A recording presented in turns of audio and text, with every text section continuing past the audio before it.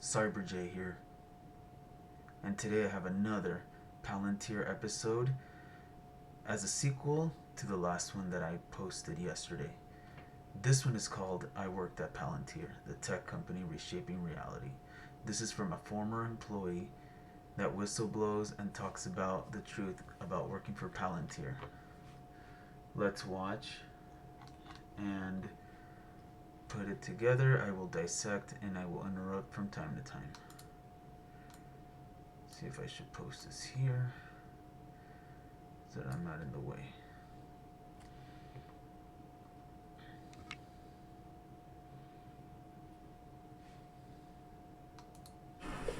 It's one thing to criticize your former employer. It's taboo to do that.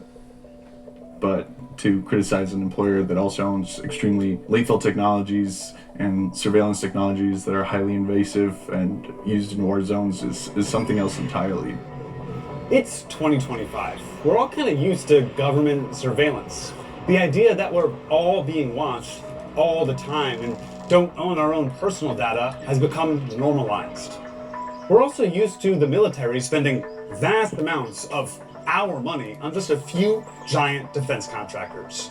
But one tech company wants to change both of those things and become the ultimate military contractor and the ultimate arbiter of all of our data.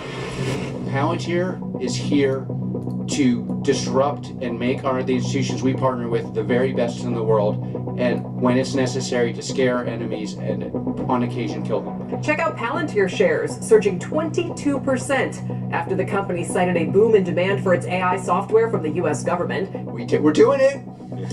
We're doing it. And I'm sure you're enjoying this as much as I am. Palantir, a tech company based here in Denver, claims they can revolutionize government systems with their data analysis software, newly powered by artificial intelligence.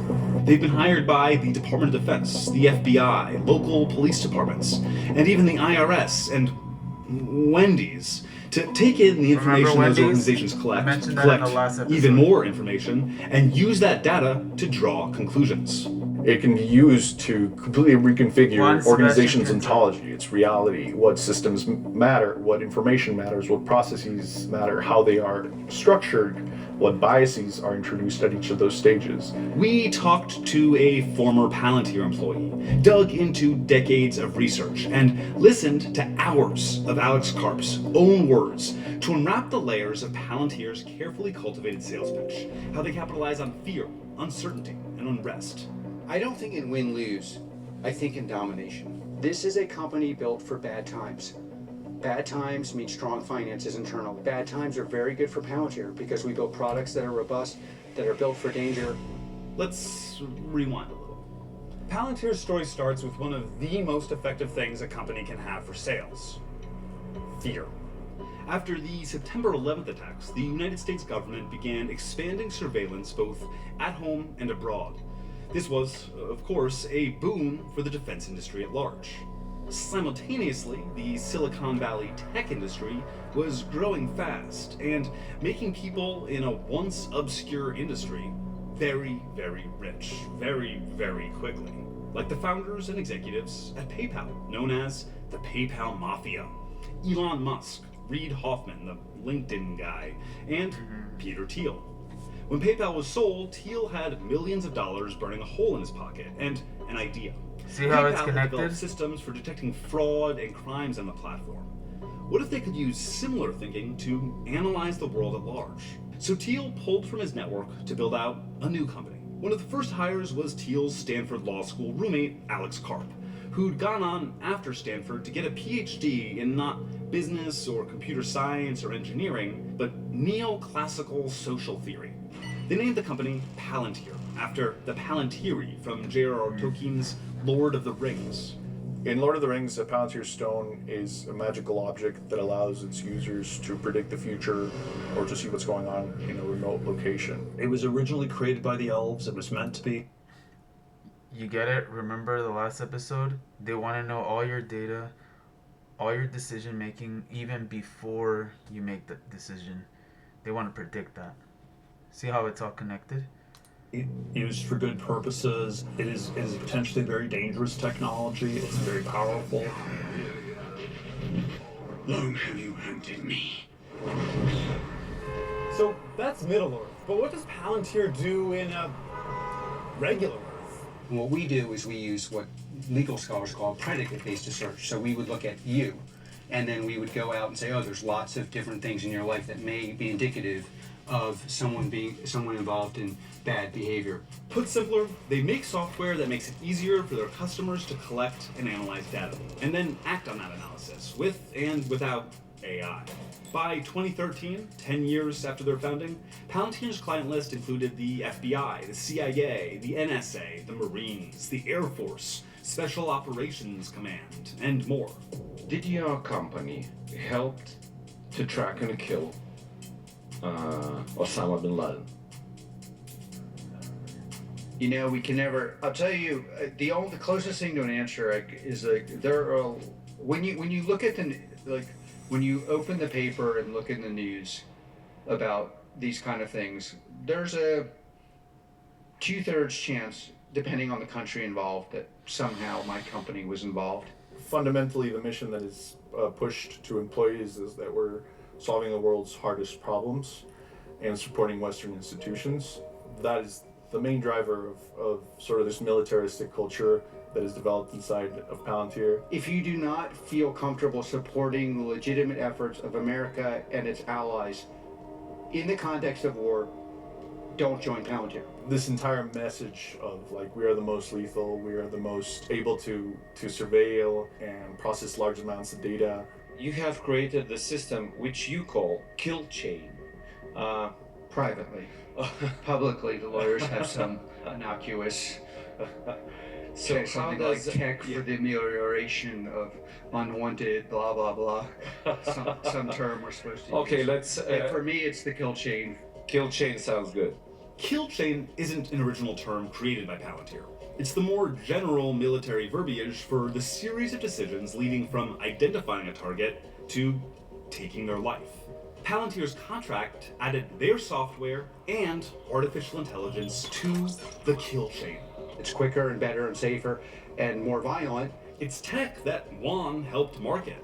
It reduces the distance you have to the problem, but when you're able to take a step back and really see all the narratives and how they were shaped and the actual application of these technologies, your whole world starts falling apart, which is something that, you know, definitely happened to me.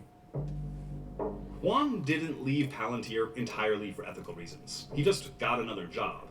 But the reason he eventually started speaking out against Palantir came after watching the Israeli invasion of Gaza following the October 7th attacks. Palantir has contracts with the Israeli Defense Forces. The exact nature of the contracts is opaque, intentionally, but there is evidence to suggest that Palantir's artificial intelligence tech was used for selecting targets in Gaza.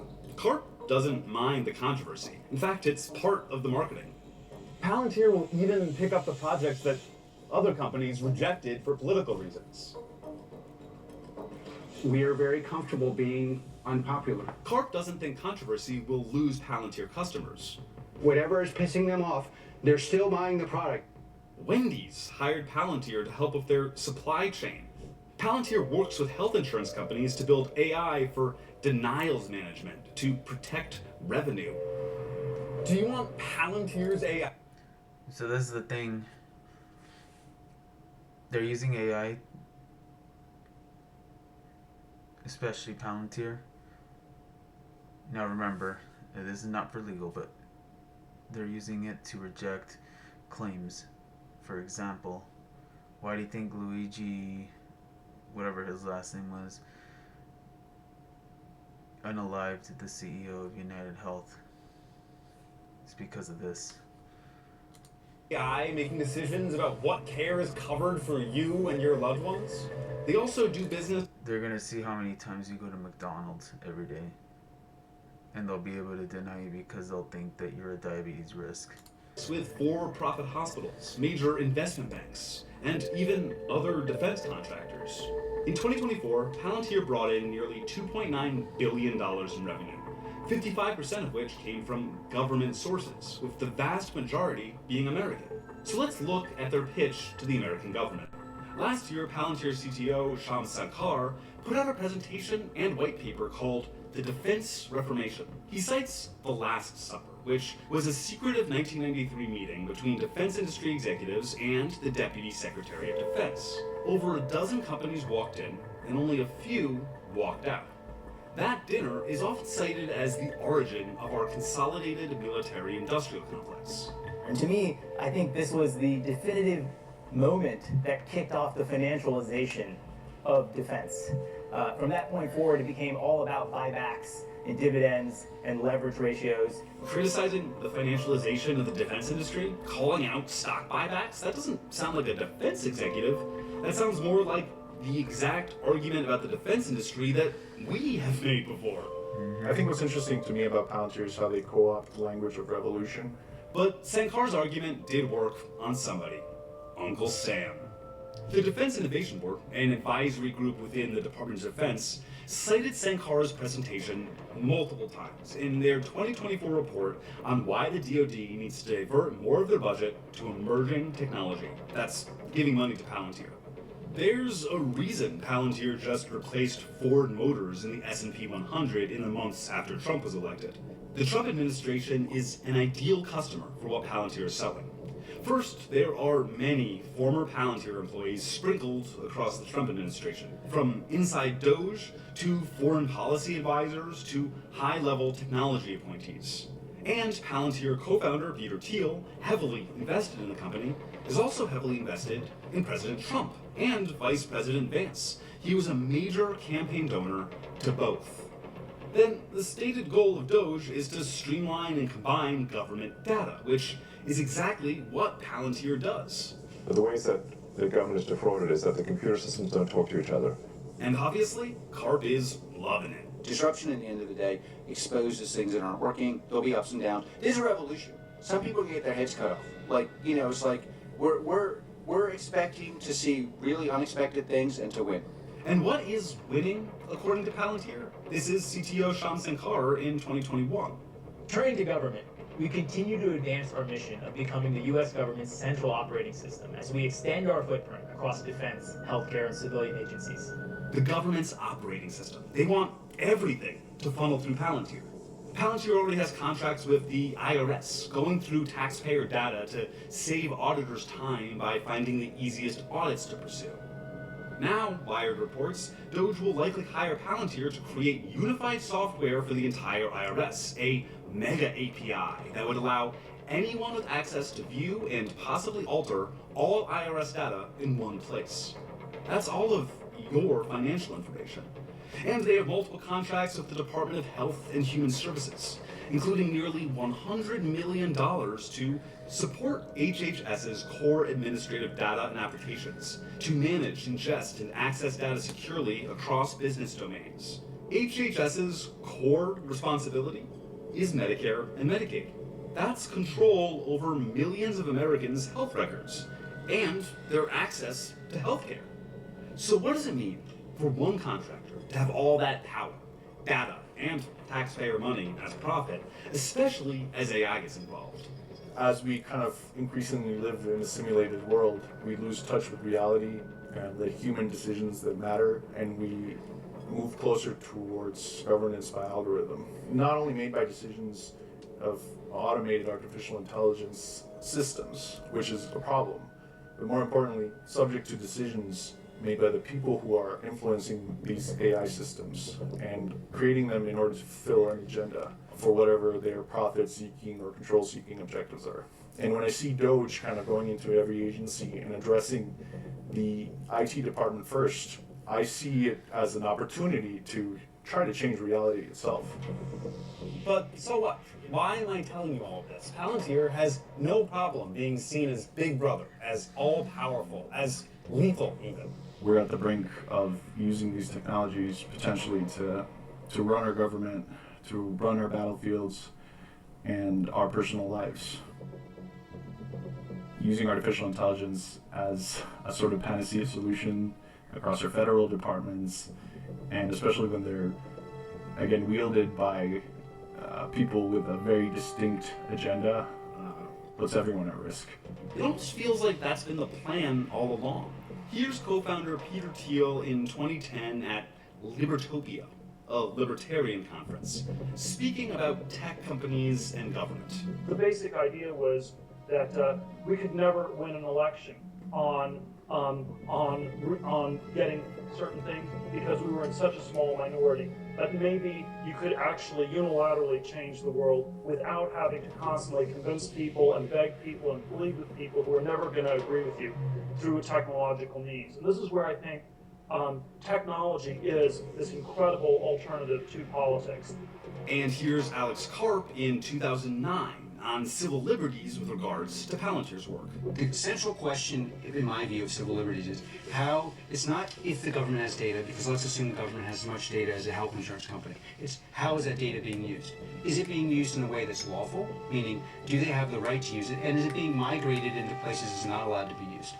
We allow the enforcement of rules that the government ought to enforce. And by the way, my experience is they want to enforce, or at the very least know they need to enforce. And if it's framed in that way, then you can have what is the ultimate Silicon Valley solution. One co-founder openly wants to use the power of the tech industry to affect politics. The other wants his company to have oversight over how the government data they're paid to handle is used. And the founders of Palantir will retain control in the company no matter what, through an obscure ownership structure. Their Class F shares grant them 49.99% of voting power, even if they collectively own as little as 6% of the company. At the start of this journey, I was extremely afraid for the repercussions of this writing, of speaking out, but now I'm like, even more convinced that this is absolutely necessary. We can't replace our current broken system with an even more broken one. And we can't let the worst people in Silicon Valley become our government. It's not about whether you're actually at risk for speaking out or not. It's just the idea that somebody's watching you is enough to push people into silence.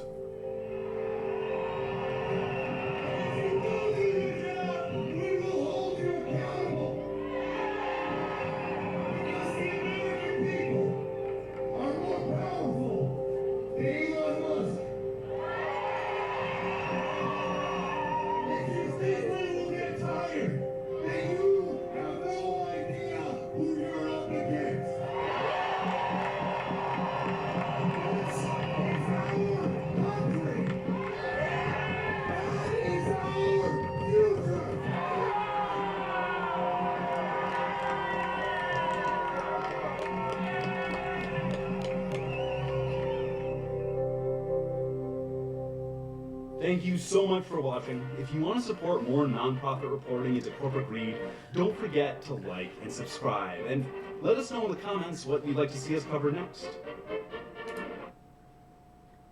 Alright, so that was... I worked at Palantir. This is going to be a part 2 to the last one. I know I said that my next one was going to be on Sam Altman from OpenAI, ChatGPT, but I think that'll be for the next one. Let me know in the comments, like, comment, reshare. Let me know in the comments as well if you want the next episode to be on Palantir again, or Alex Karp, the CEO of Palantir, or back to Peter Thiel, more on him, or if you want to stick to the next one, which is the subject, Sam Altman, OpenAI's ChatGPT CEO. If you like videos like this and found this helpful, please give it a thumbs up.